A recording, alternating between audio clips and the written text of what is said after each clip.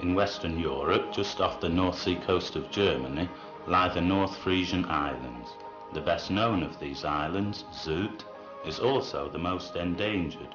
For many years, the island has been continually subject to erosion by the North Sea. The sea level has been rising ever since the end of the last ice age, some 9,000 years ago, when the glaciers and polar ice caps receded. The breakers of the ever-rising North Sea have washed away clay, gravel, and the underlying sand out of the heart of the island and transported them to the north and south. That's how these long sandy spits of land were produced. We are now flying towards Rantum, along the spit of land in the south of the island. Sylt, a large and popular recreation area, has a more than 40-kilometre long west beach.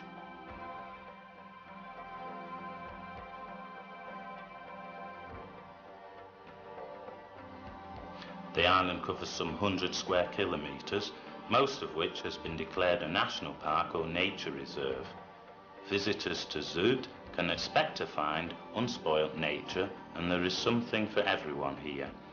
There are isolated hollows in the dunes where tourists can spend their holiday completely undisturbed, whereas those seeking a little more activity can spend their vacation on the West Beach.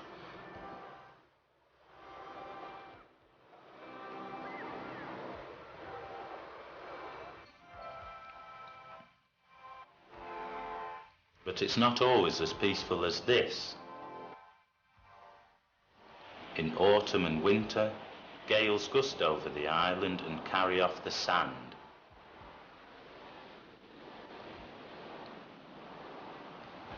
We have to counter them with beach replenishment projects to protect the island. Here we see pictures of the tetrapod complex after the floods of February 1990. And here pictures of the area around Rantum Odde, which was severely hit.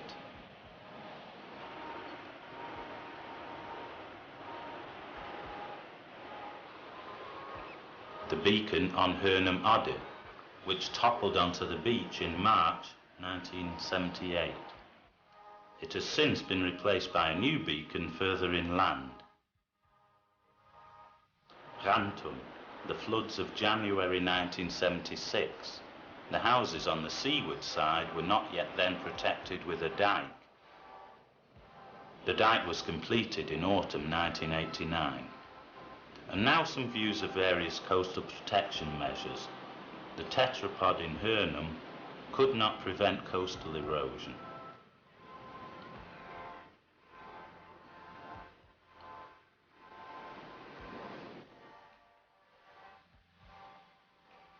And sea walls like this one in Westerland can cause further problems and lead to an undermining of the shoreline.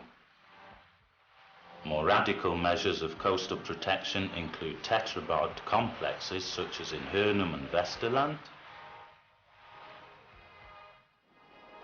and the breakwater glacis of basaltic rock at the elbow, built between 1937 and 1939, on which the waves lose their force. Trials using sheet pile warping dams on the west coast proved only moderately successful, and dangerous debris are a hindrance to bathing activity. Here we can see damage caused to the seawall in Westerland by a series of storms in February 1990. Since 1973, sand reclamation has been used as a means of beach replenishment.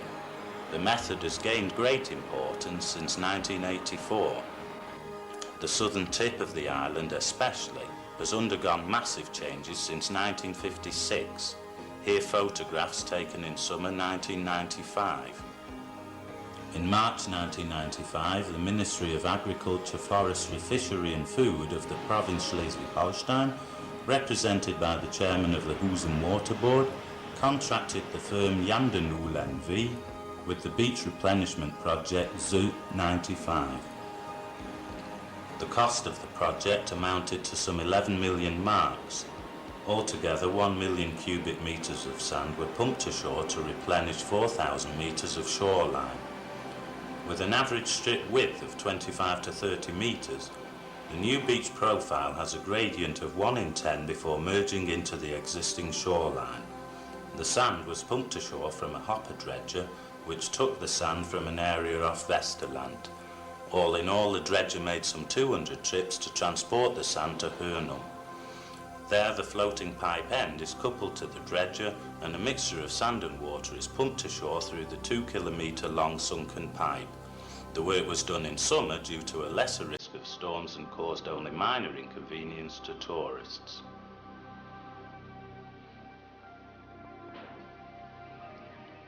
April 1995. Work begins in Rantum. The Belgian dredging company, operating for the first time in Sylt, sets up its site. The supplies depot is set up on Rantum's campsite.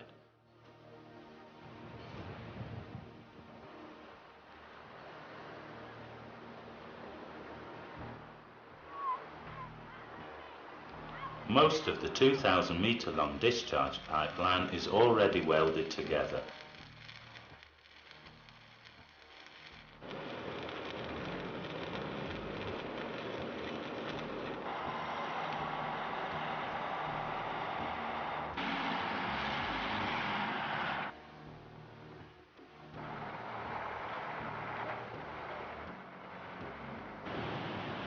Here we see the completed pipeline, ready to be transported in one piece to its planned position. On the evening of May 22, 1995, the pipeline is pushed towards the sea.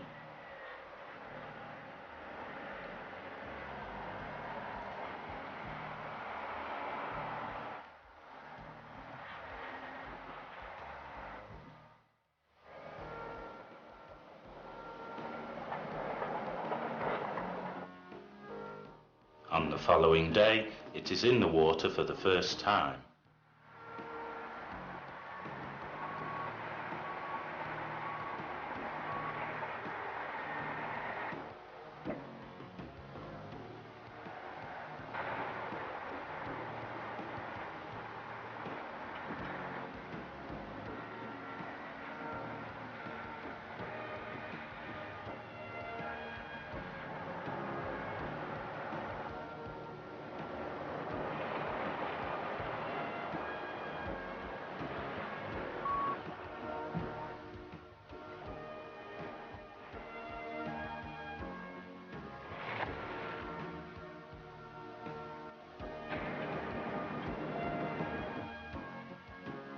Five tugboats are needed to tow the pipeline to its planned alignment.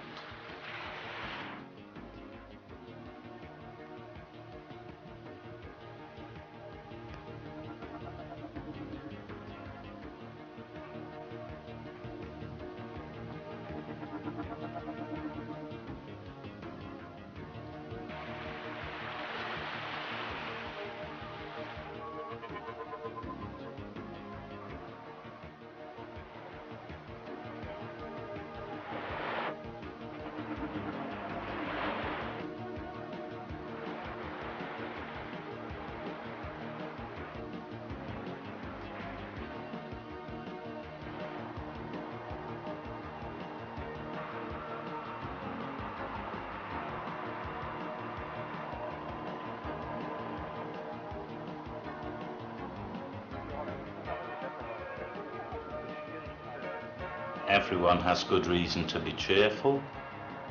The whole procedure is completed without a single hitch.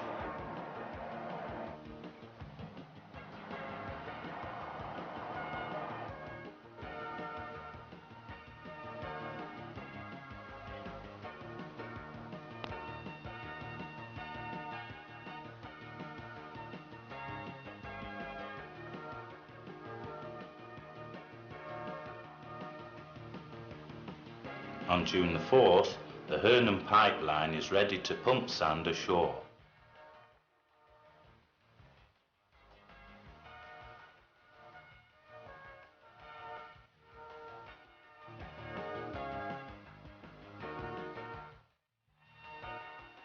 the Cristoforo Colombo will transport the sand to Rantum. Here are a few details.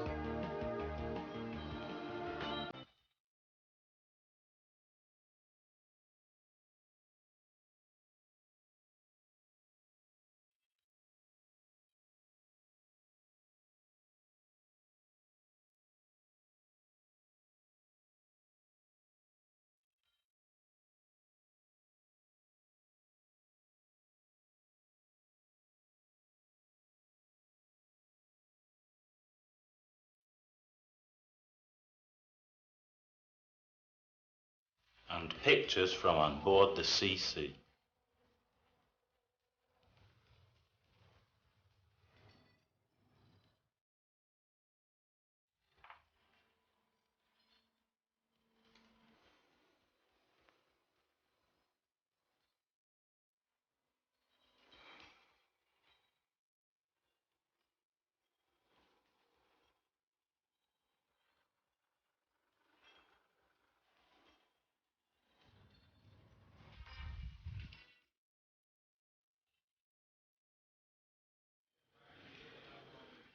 During all phases of operation, all major functions can be controlled from the spacious bridge with its computerized monitoring and control systems.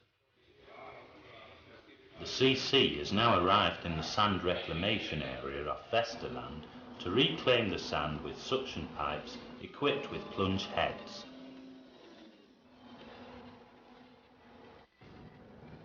Here we see one of the plunge heads being lowered.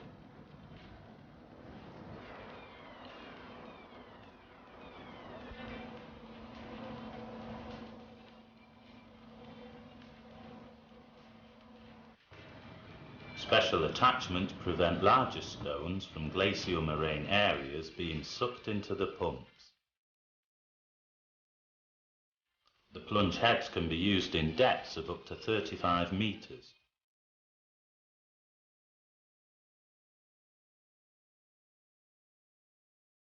The large hold steadily fills. With two 4,500 horsepower pumps, the mixture of sand and water is forced into the 1 meter diameter pipe. Water is forced into the pump bearing to achieve a tight seal. Running at 500 revolutions per minute, the heavy fuel man-marine diesel engine develops its peak output.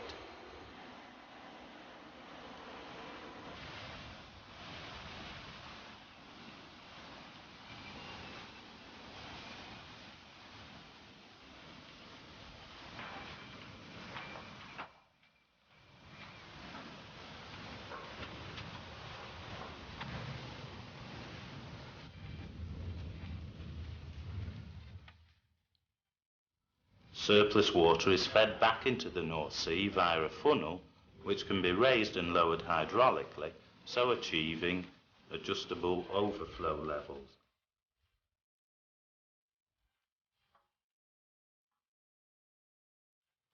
The hold is full. Within approximately 1 hour, 5,000 cubic meters of sand have been taken on board. The suction pipes are raised.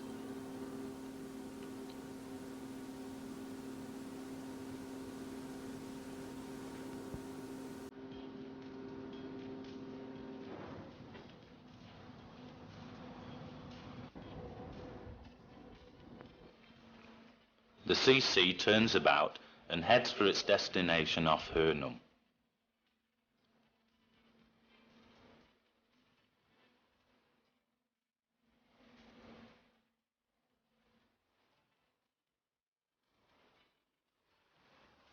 With its heavy load on board, it ploughs through the waves of the North Sea.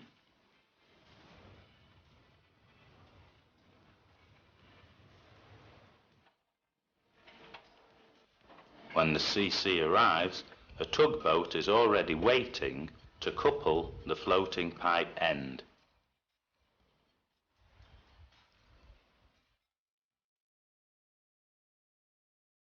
With hydraulic winches, the pipe is raised and connected.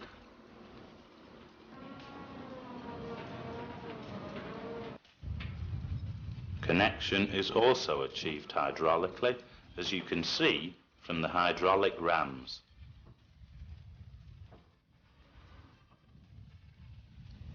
In the bridge, confirmation of connection appears on the monitor screen.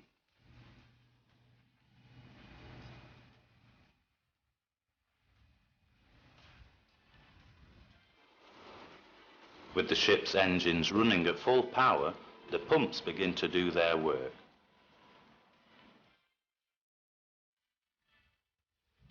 The sand-water mixture arrives at the shore delivery site. The amount of sand is gradually increased until the optimum mixture of 30% sand and 70% water is attained. Water must be pumped through the pipeline both at the beginning and end of the discharge procedure to leave as small a residue of sand as possible in the pipe. Otherwise, the pipe could block when the next load is discharged.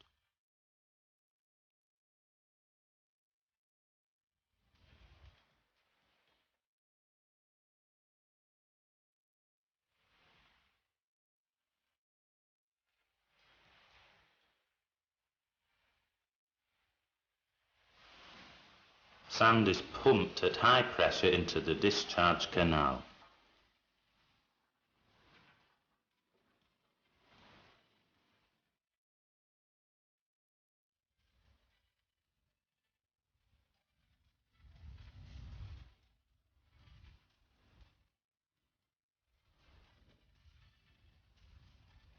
Two auxiliary pumps are also needed to achieve the required pressure. Here we see one of the two diesels which drive the discharge pumps.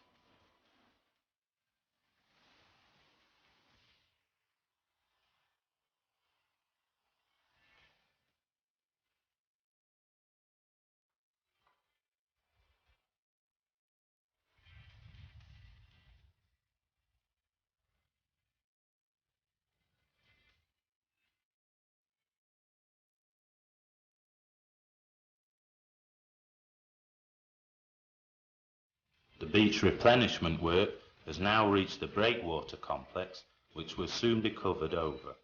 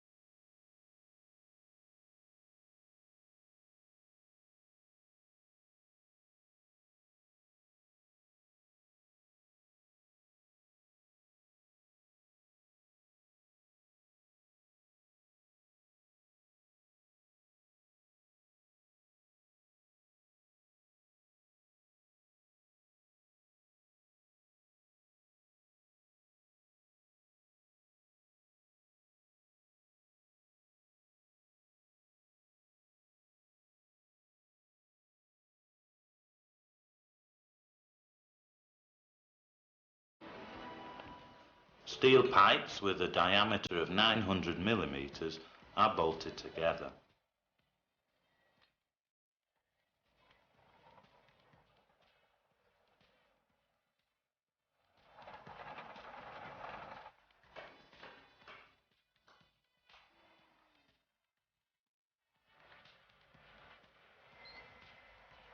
On August the 14th, the CC anchors for the last time off Hernum.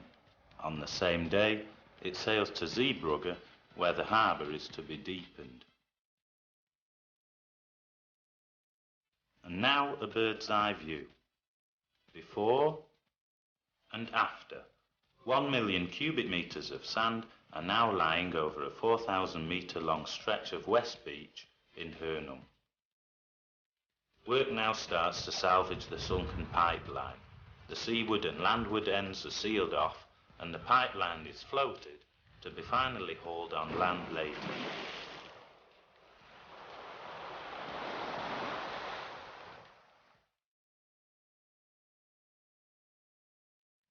And now, the demobilisation stage of the works.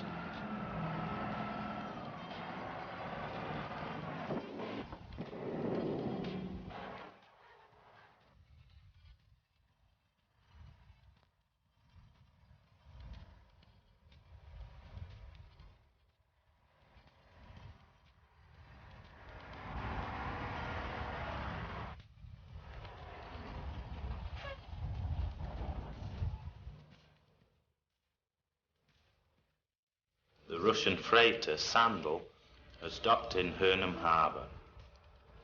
The pipe is taken on board.